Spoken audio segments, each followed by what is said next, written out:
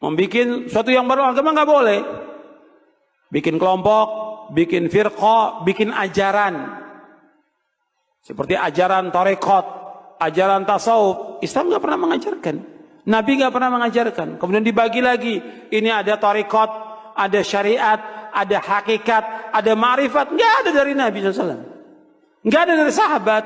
Ini sesuatu yang muhdats, yang baru dalam agama, yang Nabi nggak contohkan. Nggak ada. Nggak ada tarekat, syariat, hakikat, ma'rifat. Maka kata para ulama dalam tasawuf itu awalnya bid'ah dan akhirnya zindiq. Awalnya bid'ah karena Nabi nggak contohkan, sesuatu yang baru dalam agama, akhirnya zindiq. Karena ketika dia sudah membagi menjadi 4 golongan itu, 4 tingkatan, nanti kalau sudah sampai kepada hakikat ma'rifat, kata mereka sudah nggak ada beban syariat lagi. Sudah nggak wajib sholat, nggak wajib puasa. Apa benar begitu dalam Islam? Nggak benar. Sekarang orang yang paling mulia dari seluruh manusia siapa? Rasulullah Sallallahu Alaihi Wasallam. Nabi tetap sholat sampai akhir hayatnya.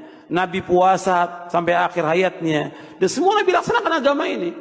Sebagaimana Allah berfirman di akhir surah Al-Hijr, wa'bud rabbaka hatta ya'tiyakal yaqin. Beribadah kamu kepada Allah sampai datangnya al-yaqin. Maksudnya al-yaqin al-maut, kematian. Nabi terus ibadah kepada Allah. Enggak ada dalam Islam dibagi, oh kamu ini masih baru, kamu ini tarekat syariat kamu. Kalau saya sudah wali, nggak perlu lagi sholat, nggak perlu puasa. Betul, wali syaiton yang seperti itu, wali syaiton. Gimana dia menggugurkan kewajiban sholat? Kalau orang mengatakan bagi saya sholat tidak wajib dan sudah sampai hujah pada dia, kafir, keluar dari Islam. Orang itu keluar dari agama Islam. Kalau dia mengatakan bahwa puasa Ramadan nggak wajib bagi saya karena saya sudah mencapai derajat wali, kafir, keluar dari Islam. Kalau sudah sampai hujah pada dia. Ini sepakat para ulama tentang masalah ini. Dan mereka lagi bagi nanti tentang hakikat dan syariat. Dan yang lainnya mereka bagi. Dan juga saya bahas di buku ini. Nggak ada.